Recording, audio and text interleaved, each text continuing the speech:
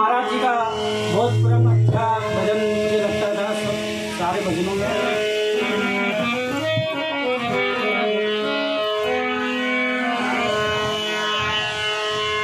तो प्रथम नारी के लिए तो पति की सेवा बताई है और पुत्र के लिए अपने माता पिता की सेवा, उससे बढ़कर कोई सेवा नहीं है।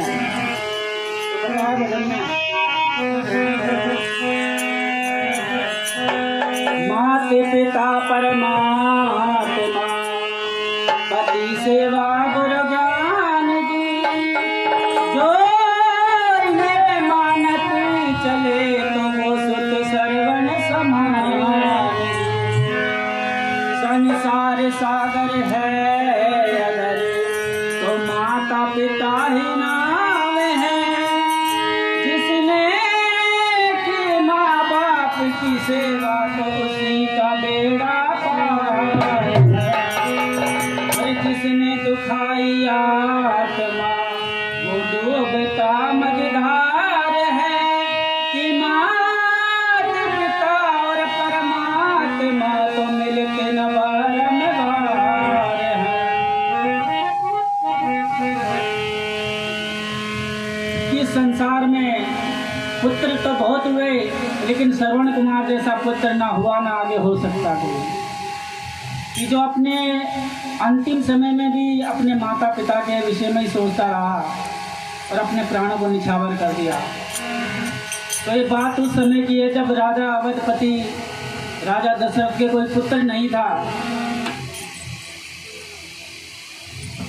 तो श्रवण कुमार की माता पिता अंधे दोनों, जो श्रवण कुमार की माता थी वो दशरथ कुमार की बहन लगती थी राजा दशरथ की। तो राजा दशरथ ने श्रवण कुमार को अपने भांजे को गोद लेने का विचार बना लिया। तो क्या बातें होती हैं, तो चिट्ठी आ जाती है माता पिता के पास श्रवण कुमार के। तो श्रवण कुमार से कहने लगे माता पिता कि हे पुत्र, कि अब राज दरबार से बुलावा आया है, अब पता नहीं कितने दिनों के बाद आना होगा नहीं होगा, तो हमारी अंतिम इच्छा है कि हमें तो 4 यात्रा कराए 4 धाम की। तो फिर क्या यात्रा पर जाते हैं और क्या क्या घटना होती है। तो श्रवण कुमार एक लकड़ की कावड़ बना के अपने माता पिता को उसमें बिठाकर 4 धाम की यात्रा पर निकल जाता है। अब जंगल में चलते चलते माता पिता को प्यास लगी। अब उसके जो कावड़ बनाई उसको एक पेड़ पर टांग दिया। तो माता पिता क्या कहते हैं,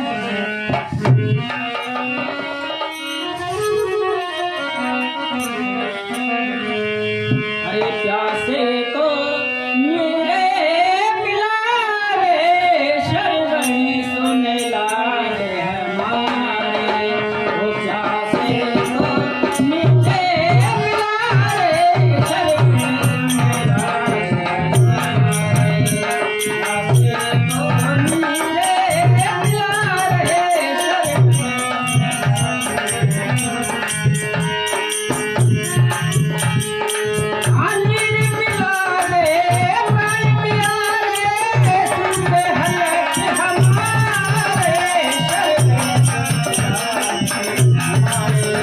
प्यासे को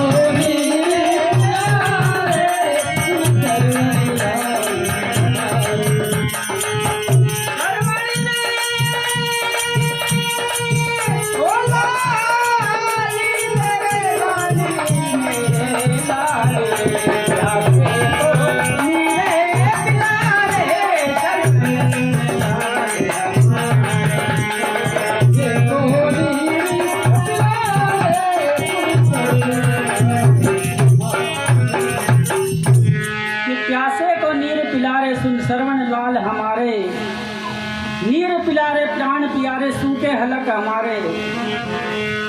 तो श्रवण के माता पिता कहते हैं कि पुत्र हमें प्यास लगी है तो पानी पिला दे कहीं से।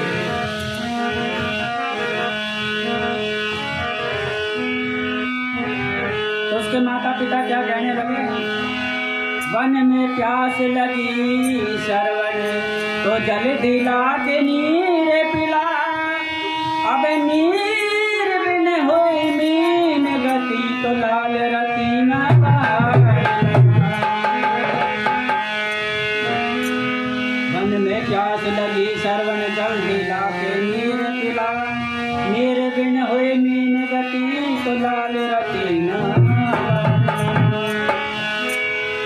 जल्दी ला कर नीर पिला, अभी ने प्राणों को तू बचा।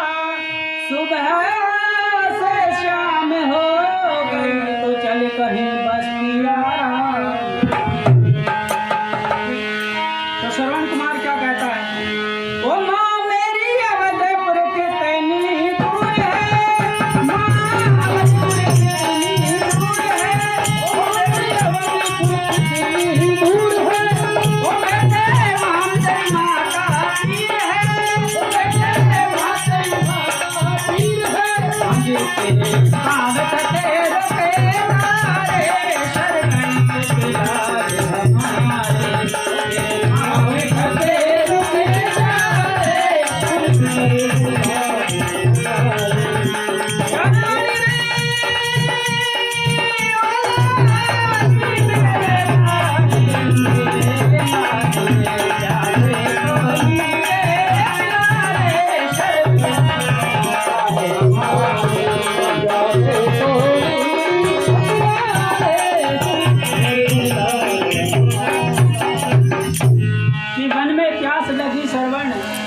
जल्दी लाके नीर पिला, अब नीर बिन हुई मीन गति तो लाल रतीना वार लगा। जल्दी लाके नीर पिला और इन प्राणों को तू बचा। सुबह से संध्या हो गई तो कहीं चल बस्ती नगर विश्राम करा। कि तेरे पाँव थक, माँ मेरी अवधपुर कितनी दूर है, कि बेटे वहाँ तो तेरी माँ का पीर है, तेरे पाँव थके रुक जा रे सुन श्रवण लाल हमारे। जब श्रवण कुमार कावड़ बना के उसको लकड़े में टाक देता और पानी की तलाश में चल पड़ता है। उधर से अवधपति कहने लगा कि इतने दिन हो गए मैंने संदेशा भेजा हुए, लेकिन श्रवण कुमार का अभी तक कोई अता पता नहीं है, अपनी माता भी और बहन भी नहीं आई है। तो मैं क्या बैठे बैठे क्या करता है कि शिकार करने का विचार कर लेता है। तो वो शिकार के लिए निकल पड़ता है।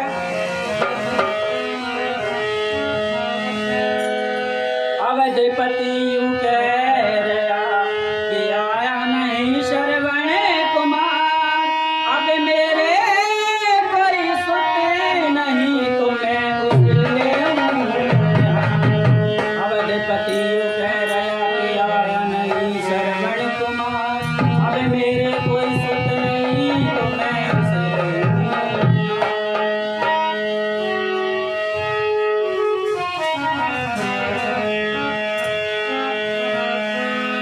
पुत्र बिन फीका लगे तो बाग बगीचे मोहन बहार, अब पुत्र के वियोग में तो राजा चला खेलने शिकार।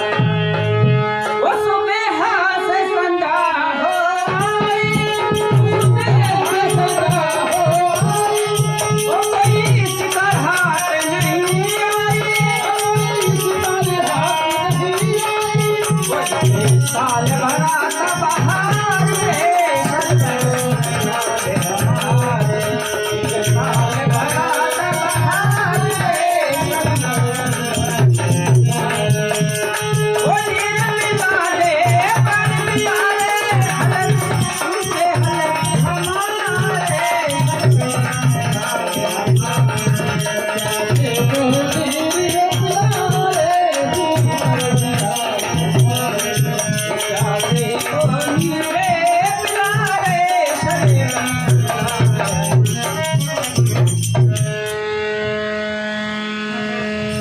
अवधपति यूं कह रहा है कि आया नहीं श्रवण कुमार, मेरे कोई सुत नहीं तो मैं उसे लेऊं निहाल।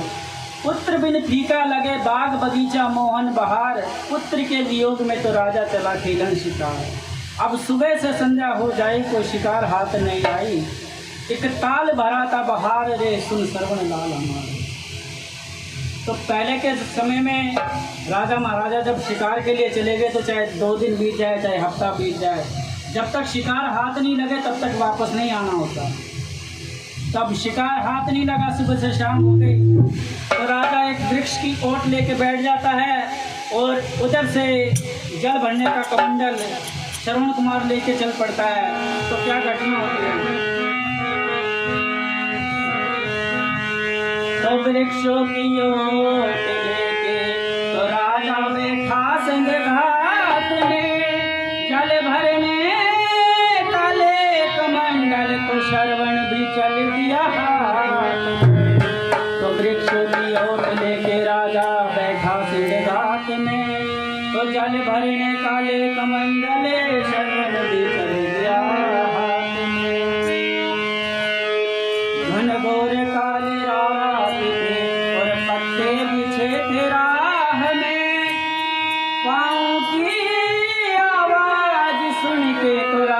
तीर सजा लिया चाहा।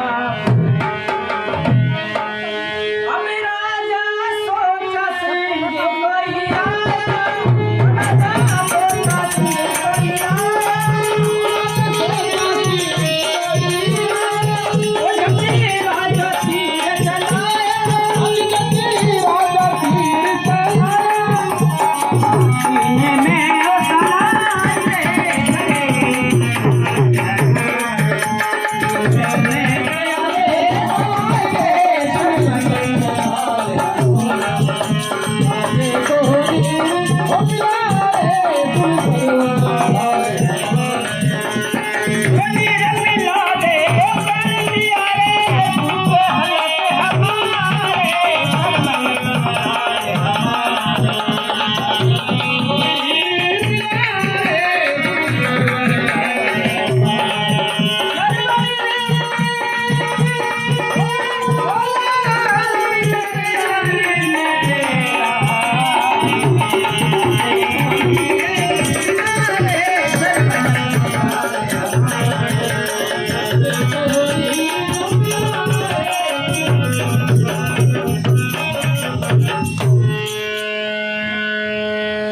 वृक्षों की ओट लेके तो राजा बैठा सिंह घाट में, जल भरने का ले कमंडल श्रवण भी चल दिया हाथ में।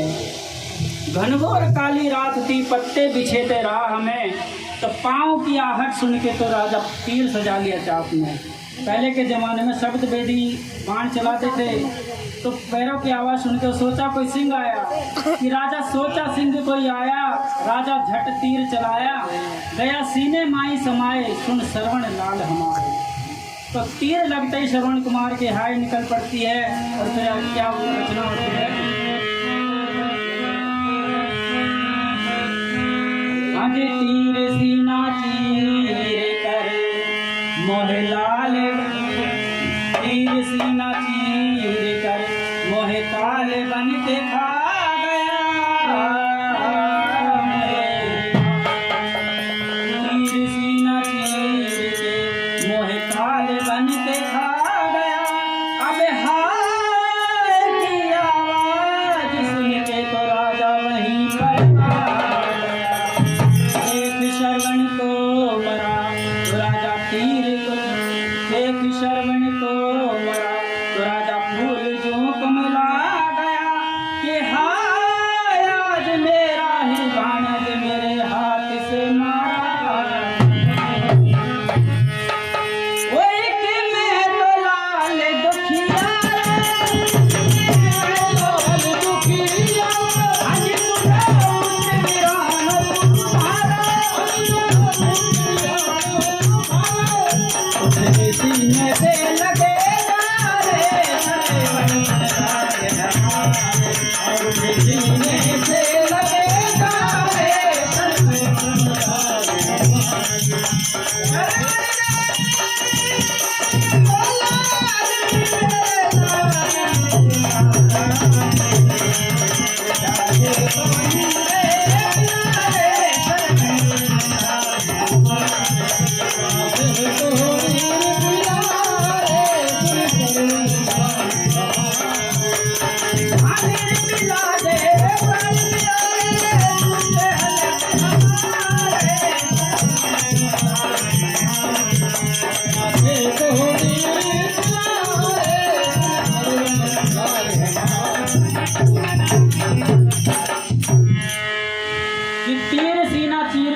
काल बन के खा गया मेरी माँ, तीर सीना चीर के मोए काल बन के खा गया।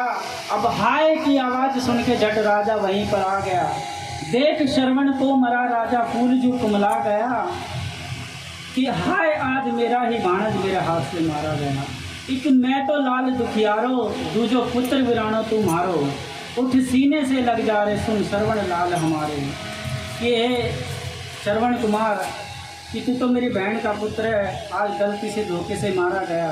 एक तो मैं ही पुत्र लाल की वजह से दुखी था, एक बेचारे वो भी अंधे माता पिता हैं, आज वो उनका सहारा भी गया। तो क्या कहते श्रवण कुमार मरते मरते भी, हाँ हिम्मत धरो धीरज धरो, इस पात्र को जल से भरो,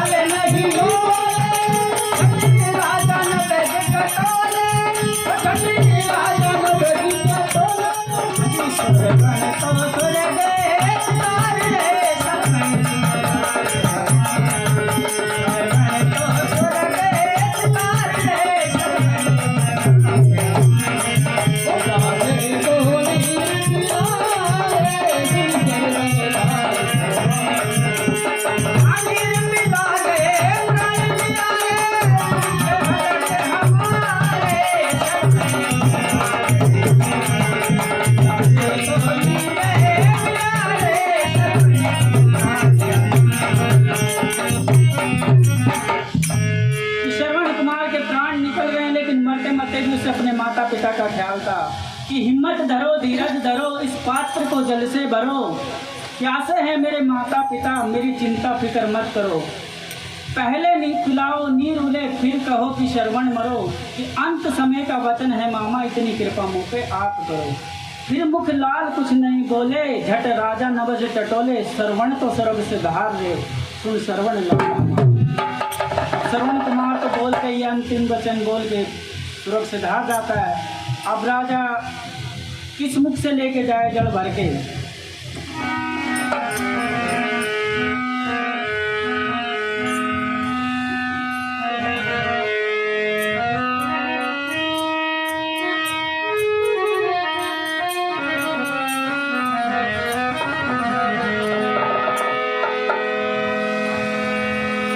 कमंडल नीर का तो राजा भर पलकों में नीर दी। लाख जतन राजन करे तो दिल धरता जरा नहीं दी। जाके